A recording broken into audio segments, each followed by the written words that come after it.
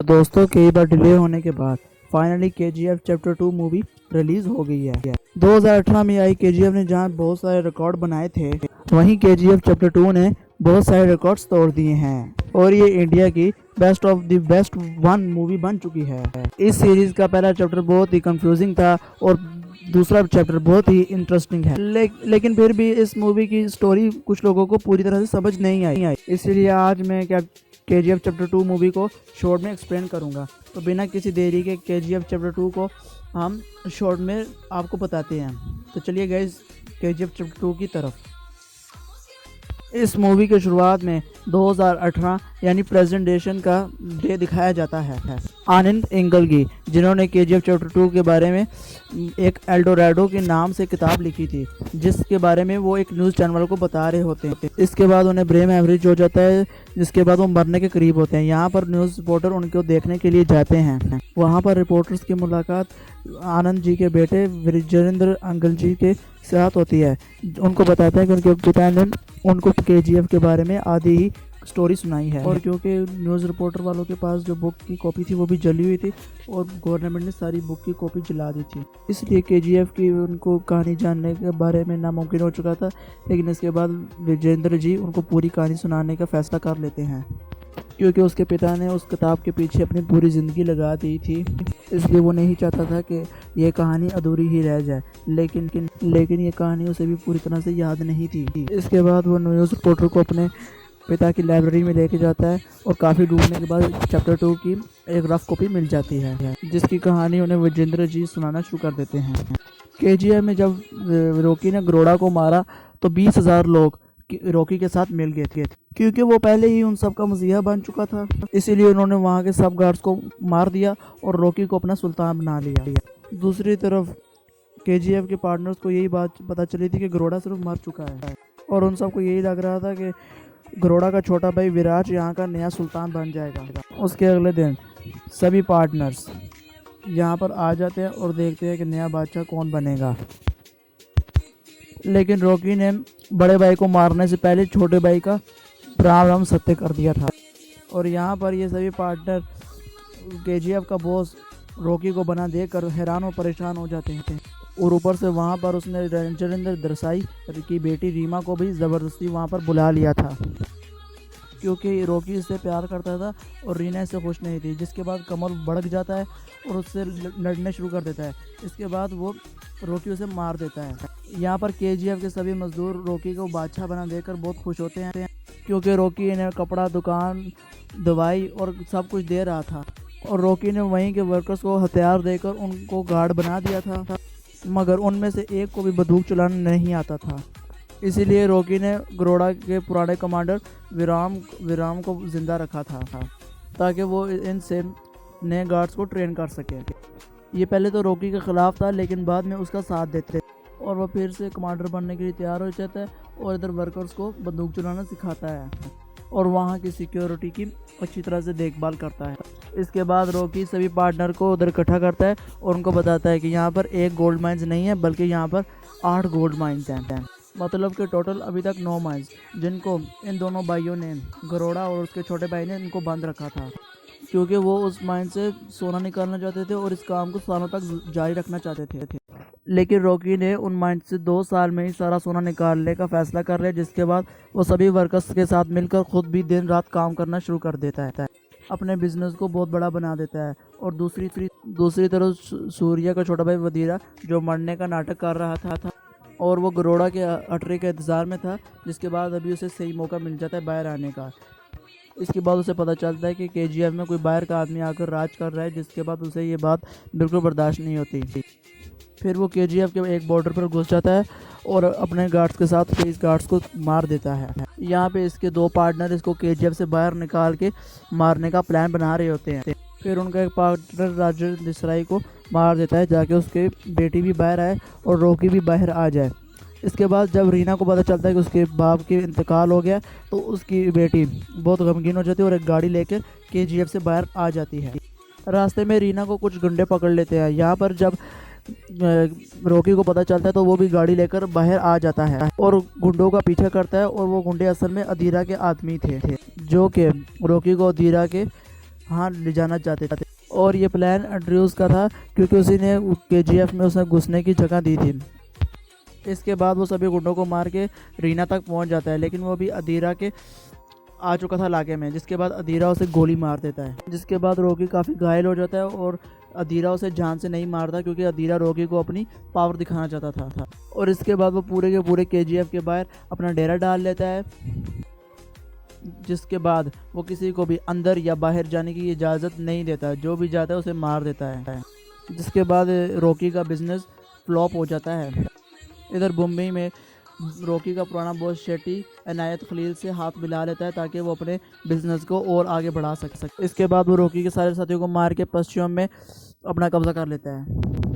इसके बाद पार्लियामेंट के कई मेंबर गुरु पांडे की सरकार को गिराने की कोशिश करते हैं। गुरु पांडे जो कि कई साल से यहाँ का प्राइम मिनिस्टर था, उसी ने ही केजीएफ पर कोई भी लीगल एक्शन लेने से इनकार किया हुआ था। लेकिन अब केजीएफ पर चारों तरफ से हमला हो रहा था। यहाँ पर रॉकी की तबीयत काफ़ी ख़राब थी, जिसके बाद वो कुछ होश में आता है और अपना दिमाग शांत करता है। इसके बाद वो कुछ ख़ास काम को अंजाम देने के लिए रीना के साथ हेलीकॉप्टर के ज़रिए केजीएफ से बाहर जाता है। इसके बाद दोनों दुबई चले जाते हैं, जहाँ पर रॉकी इनायत खलील से बिजनेस की बात करता है। पहले तो इनायत खलील डील के बारे में राज़ी नहीं होता क्योंकि उसने इनायत शेट्टी से हाथ मिला लिया था, लेकिन रॉकी ने दुबई जाने से पहले ही अपने खुफिया आदमियों के ज़रिए शेट्टी को बर्बाद करने की ठान ली थी। रॉकी के दुबई पहुंचने तक शेट्टी की पूरी गैंग ख़त्म हो जाती है। इनायत खलील को ये खबर मिलती है कि रॉकी ने फिर से पश्चिमी तट को अपने कब्ज़े में ले लिया है। इसके बाद वो इनायत खलील उससे डील कर लेता है। इसके अलावा रॉकी उससे बहुत सी AK-47 गन्स खरीद लेता है क्योंकि इनके पास पुरानी गन्स ही थी। इसके बाद रॉकी इंडिया लौट जाता है और वो अपनी नई गन्स की मदद से बाहर बैठे अधीरा के आदमियों को मार देता है। इससे अधीरा भी काफ़ी घायल हो जाता है और लेकिन रॉकी उसे जान से नहीं मारता। अधीरा ने भी उसकी एक बार जान बख्शी थी और उसे वार्निंग देकर छोड़ देता है। इसके बाद वो मुंबई जाकर शेट्टी को अपने हाथों से मार देता है और पार्लियामेंट के सारी मेंबर्स को धमकाकर गुरु पांडे की सरकार गिरने से बचा लेता है। इस सब के बीच रीना रॉकी को पसंद करने लगती है, जिसके बाद वो दोनों शादी कर लेते हैं और वो दोनों खुशी खुशी साथ रहने लगते हैं। फिर 1978 से लेकर 1981 तक सिर्फ 3 साल में ही रॉकी ने केजीएफ का पूरा नक्शा बदल दिया। वहाँ की आधी जगह को मॉडर्न इंडस्ट्री और आधी जगह को एक शहर बना के छोड़ दिया था और लगभग वहाँ से अब तक उसने सारा सामान निकाल लिया था। और फिर उसी साल गुरु पांडे की सरकार गिर जाती है और उसकी जगह एक नई PM आती है जिसका नाम था रमीका सेन। वो एक ऐसी औरत थी जिसको बुरे कामों से सख्त नफरत थी। रमीका सेन के PM बनने से वहाँ के एक ऑफिसर राघव को बहुत खुशी होती है क्योंकि वो केजीएफ की इन्वेस्टिगेशन कर रहा था और आज तक उसके बारे में एक भी एक्शन नहीं ले पाया था, लेकिन अब उसे अपने काम को आगे बढ़ाने का सही मौका मिल गया था और इसीलिए वो रमीका सेन से जाके मिलता है और केजीएफ के इनलीगल कामों और रॉकी के बिजनेस के बारे में से बताता है। ये सब जानने के बाद रमीका सेन राघवन को पूरे देश में रॉकी के कारखानों पर छापा मारने को कहती है, लेकिन रॉकी के आदमी सारे देश में फैले हुए थे, इसलिए CBI को छापा मारने पर कोई माल नहीं मिलता। लेकिन एक जगह पर उन्हें एक सोने का बिस्कुट मिल जाता है।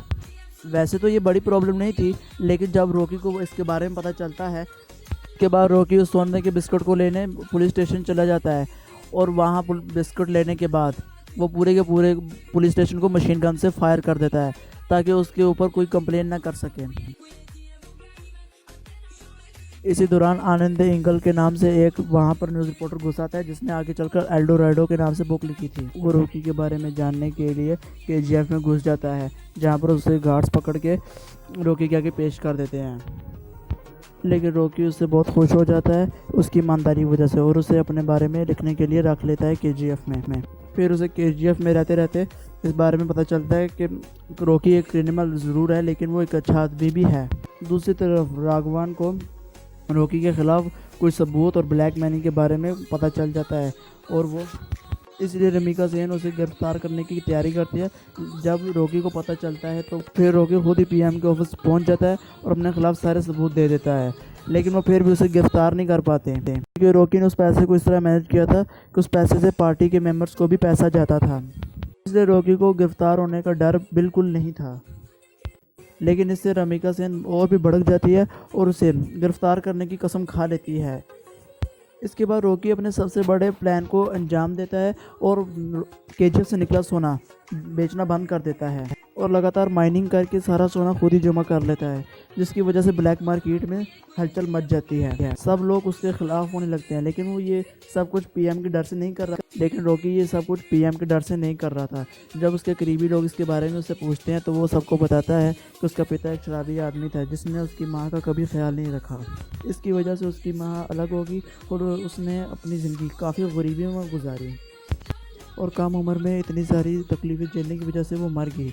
लेकिन मरने से पहले उसने रॉकी से एक वादा लिया था कि वो गरीबों की मदद करेगा और दुनिया का सबसे अमीर और ताकतवर इंसान बन जाएगा। इसी वजह से रॉकी ये काम कर रहा था और उसने अपनी माँ की कब्र को भी मंगवा दिया था और अपने शराबी बाप को अपनी माँ की कब्र की देखभाल के लिए उसने हायर कर लिया था, ताकि वो जीते जीते अपनी माँ के लिए कुछ ना कर पाया और मरने के बाद तो कम से कम उसका बाप उसकी माँ का ख्याल करेगा।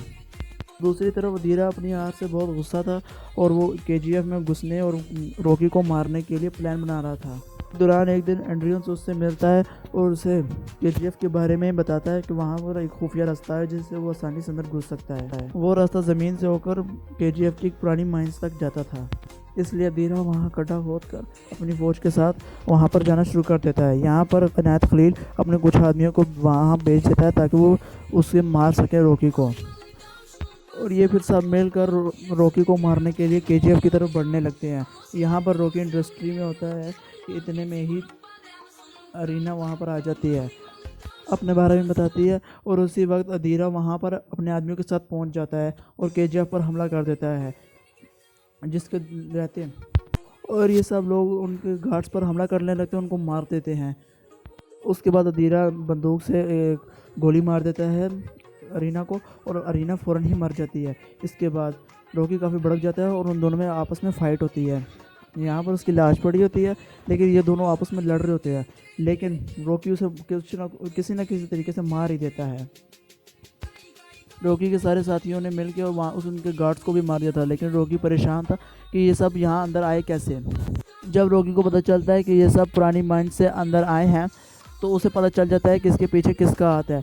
वो कुछ AK-47 लेकर दिल्ली चला जाता है ताकि उस शख्स को मार सके। वो शख्स और कोई नहीं बल्कि गुरु पांडे की था, क्योंकि इसी को इसके बारे में सब कुछ पता था। उसने केजीएफ में दोनों भाइयों की आपस में दुश्मनी करवा दी थी और उसी ने अदीरा को गरोड़ा से बचाकर अपने साथ मिला लिया था।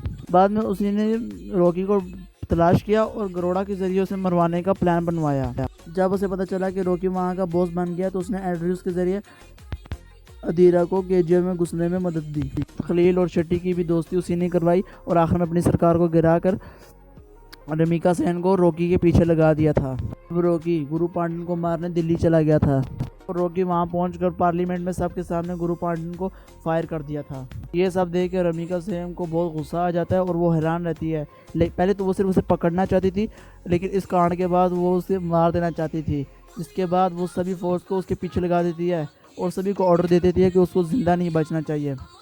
इसके बाद दूसरी तरफ रॉकी को इस चीज़ के बारे में पता था कि एक ना एक दिन ऐसी नौबत ज़रूर आएगी कि उसे ये सारा शहर खाली करना पड़ेगा। इसलिए उसने अपने यहाँ के काम करने वाले 20,000 वर्कर्स के लिए एक अलग शहर बनाकर रखा था। जिसके बाद वो सब के सब वहाँ पर से निकल जाते हैं और यहाँ पर इंडियन आर्मी आ जाती है।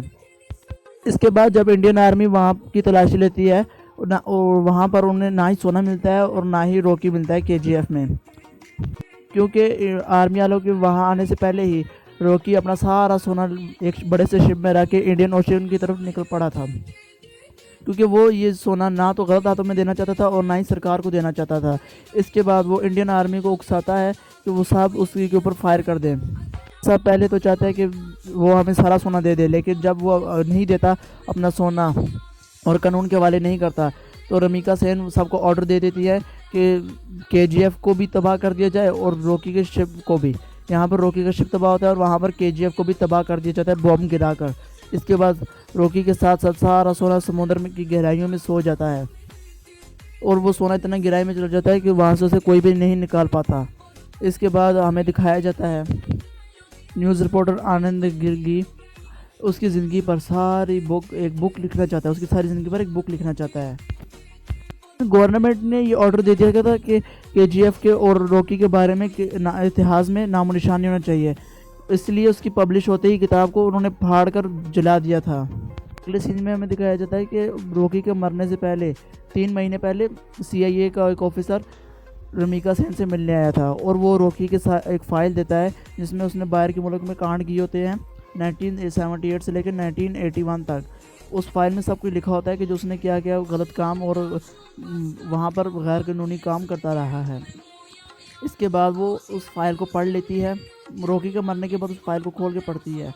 इसके बाद हमें दिखाया जाता है 2018 में, जिसके बाद वो सब न्यूज़ रिपोर्टर वाले चले जाते हैं और उसका बेटा भी, आनंद अंकल की का बेटा भी वहाँ पर से चला जाता है। इसके बाद उनके न्यूज़ रिपोर्टर के पीए को वहाँ पर एक किताब मिलती है, फाइल मिलती है जिसके ऊपर लिखा होता है KGF चैप्टर 3।